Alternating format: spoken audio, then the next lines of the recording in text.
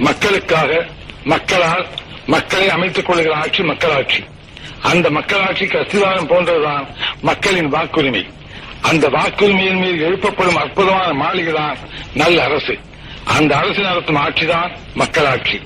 அத்தகைய ஆட்சி நடத்தும் பொறுப்பில் அமர்கிறவர்கள் வல்லவர்களாக இருந்தால் மட்டும் போதாது, நல்லவர்களாகவும் இருக்க வேண்டும். நயம் மிக்கவர்களாக இருந்தால் மட்டும் போதாது, நாணயம் மிக்கவர்களாக இருக்க வேண்டும். நெஞ்சிலம் கொண்டவர்களாக இருந்தால் மட்டும் போதாது, அன்புள்ளம் கொண்டவர்களாகவும் இருக்க வேண்டும்.